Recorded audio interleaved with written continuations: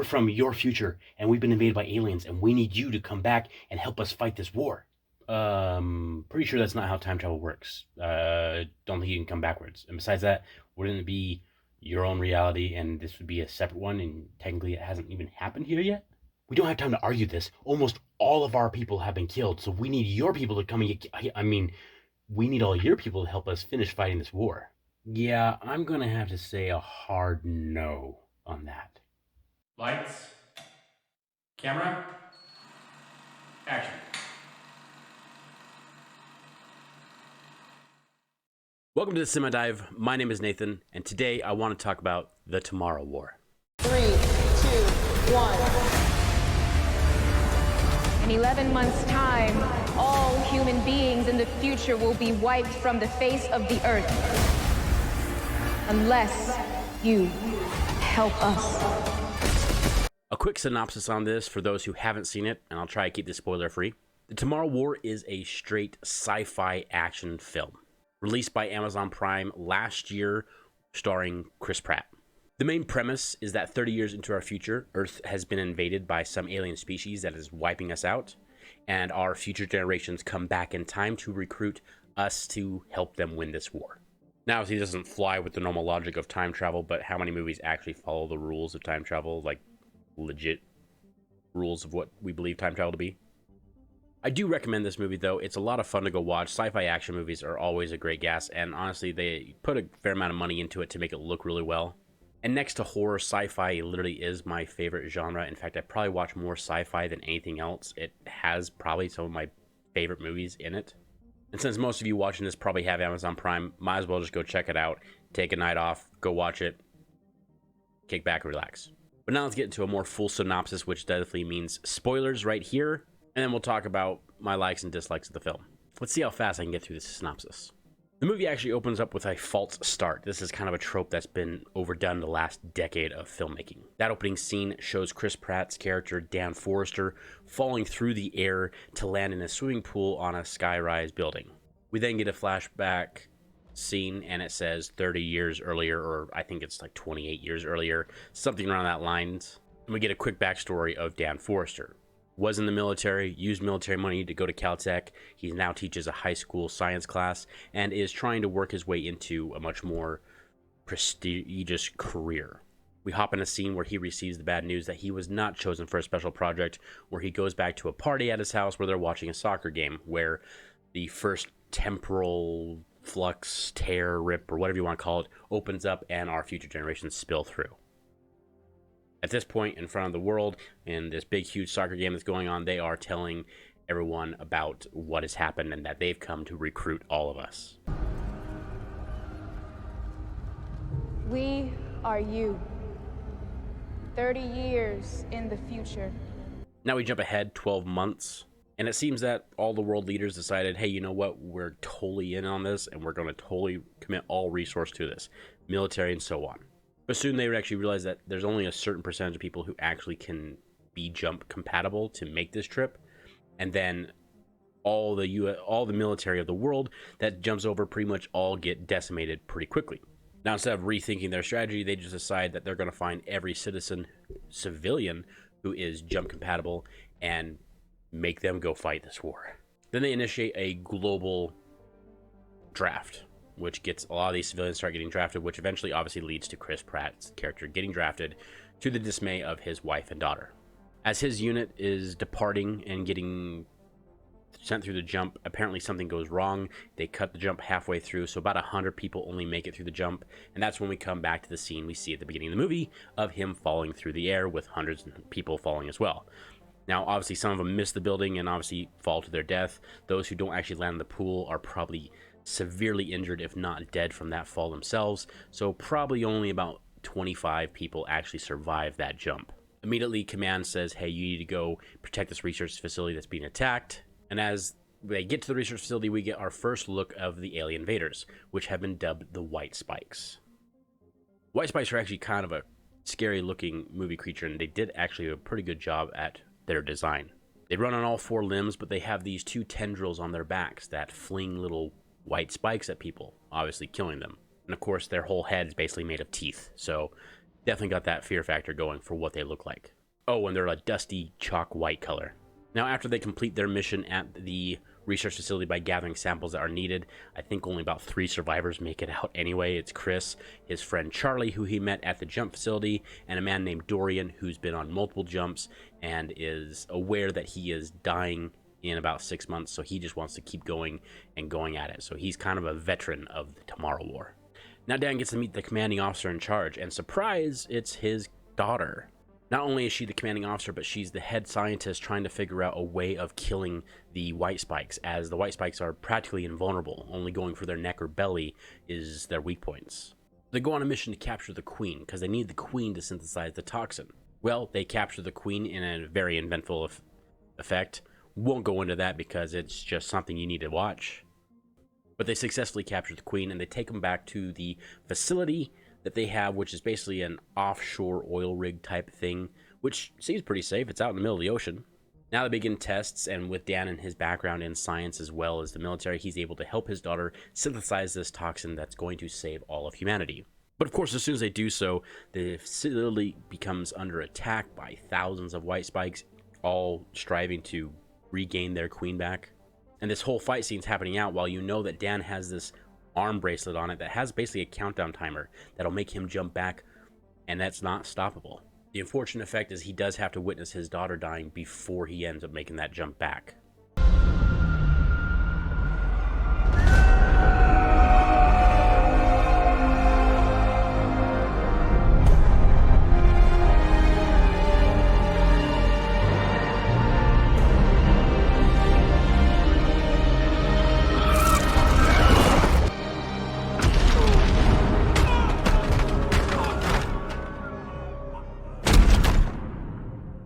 Now, when he gets back, he lets them know, hey, we've synthesized this toxin. We need to get it back to the future and get it, produced massively so we can fight the white spikes. But of course, then he's notified by one of the future generations that the jump temporal displacement device or whatever has been destroyed, and there is no one jumping anywhere. Now we get the whole hope seems lost, because they never knew where the aliens came from, where they landed, or where they came from. They just know that the first attack started in Russia. Through his own theory and the help of one of his students in his high school science class, who is obsessed with volcanoes, they figured that they actually probably came thousands of years before, crash landed somewhere in the polar region of the world, and were frozen over. And that through global warming and volcanic activities, they were thawed out, and that's when they started. The latter half of the movie is them exploring out into the polar regions to find some sort of spacecraft, because none of the other survey or exploration missions that were all out there ever found that, but they ended up finding it. They actually learned that it was not the white spikes who were the species that built the ships. Obviously they can't be. They're more animalistic. They don't really seem to have advanced intelligence to create or pilot these starships. They realized that it's another alien species who was traveling with these white spikes as their cargo. But they're able to inject a lot of these with their toxin, killing them off immediately. But in doing so, they end up waking up the others and the queen. Now, of course, Dorian went with them on this trip, and he actually sacrifices himself by blowing up the ship and killing everything inside of it. However, the queen escapes. Now it's left to Dan, his buddy Charlie, and his father, who's played by J.K. Simmons, to finish him off. After an ensuing battle, and basically then finally injecting the queen with the toxin as it falls off of a cliff, they've won the day. They've stopped the war before it ever happens, and all is well.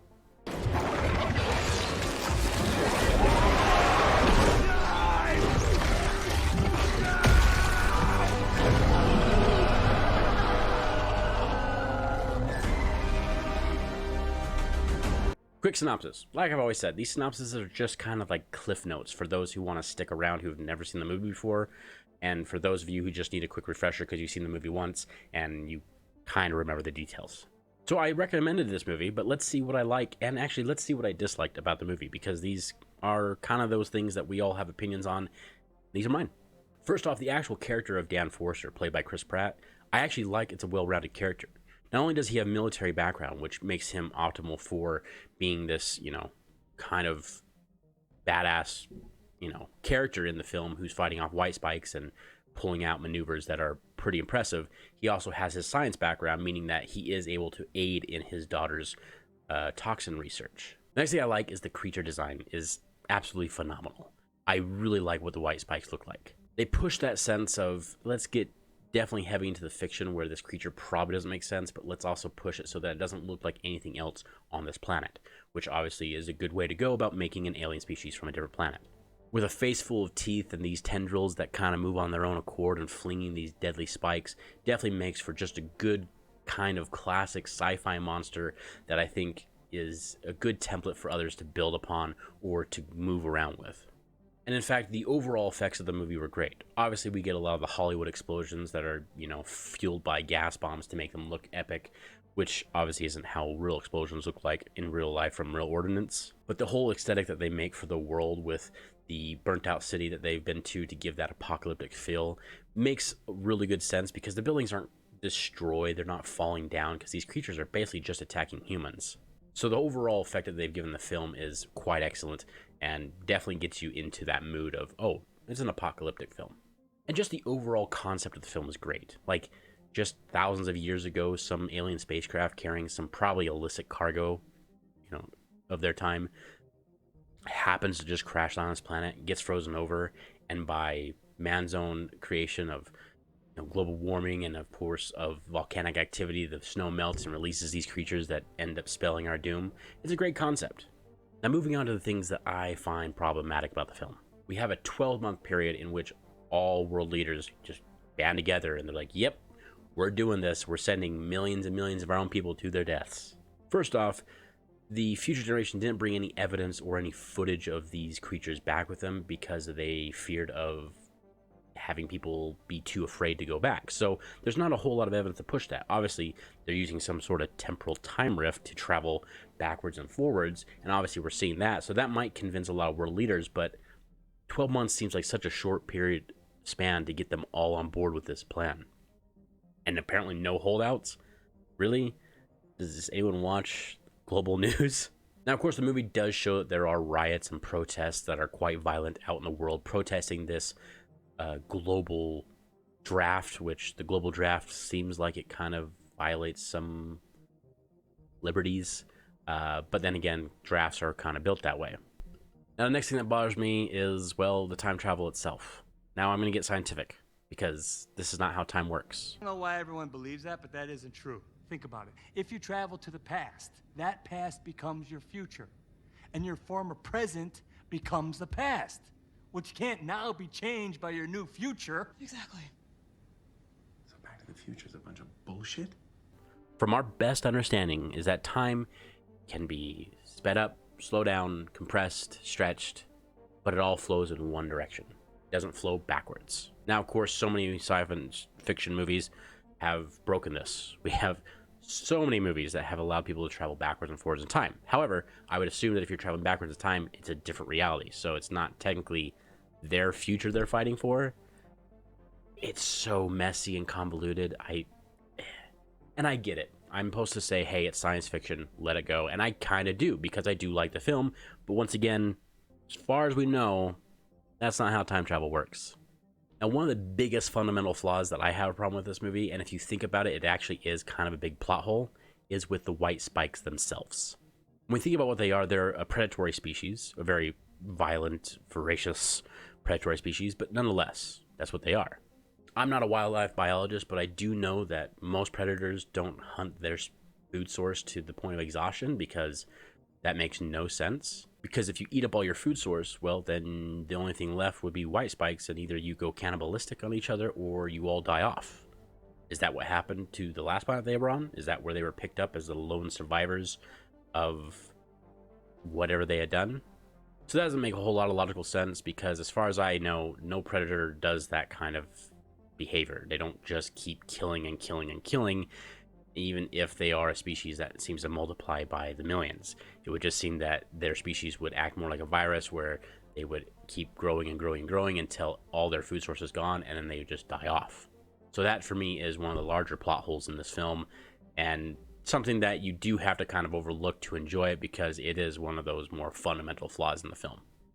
Another plot hole I had actually thought of while I'm editing this video is the fact that what happened to our air superiority. Thinking about a movie called Battlefield Los Angeles or Battlefield LA, which came out not too many years ago, they were actually doing pretty well at repelling the alien invasion because the aliens had no air power. And then obviously that changed quite quickly when they did have air power, and then they started losing the war. Remember back to that clip I showed earlier of the White Spikes invading and trying to take over the facility that was out at sea, and those drones were ripping them up. They didn't have enough of them at the time, but shouldn't we have had like superior air power? Obviously they aren't able to take down our air units very easily, so what happened to that? That should have won us the war. Now, it sounds like I have more criticisms to say than I have good to say about this film, but I think that's kind of where sci-fi films lie. They definitely are having fun with the science, but they are relying so much on fiction, and fiction's meant to be something that you just don't care if it gets it 100% right or if it goes off the beaten track. And in fact, we base our laws of physics on our observable point of the universe, which is a very small percentage of the universe. And as far as we know, it could be a completely different show somewhere else in the universe, and physics might be completely different. So that in itself is why sci-fi does so well, is because we can break the scientific laws and delve further into that fiction, and it can still be enjoyable. And I think sci-fi out of all other genres can do this the best, and to me is one of the funnest genres out there, which is why I love these kind of films. It's why I love this film. It's not something I'm going to watch a ton, but it was definitely a fun watch. I love apocalyptic sci-fi movies, so definitely go give it a check out. Now, I do try and find like hidden messages in films, see if the directors or writers were trying to portray something more. And I picked up on a couple. One of them was with Dan, who, stressed and was depressed about the fact that he never got his dream job of working in a lab and doing real research rather than teaching at a high school. Then he learned that when he was getting drafted, that within 7 years he would have been dead from a car accident, and that kind of the whole life is short focus on what was important to him, which was of course his wife and daughter. Now that's a lovely hallmark moment, but there was another message that was snuck in. It wasn't overdrawn, but it was kind of that key point, and I think the director and the writers probably meant for this, was the whole conversation about climate change and global warming. Obviously talking about how because the polar caps were melting at very accelerated rates, that it then released the white spikes in the world, leading humanity to its doom, kind of trying to portray the fact that it could spell disastrous effects if things like the polar ice caps completely melted and disappeared away.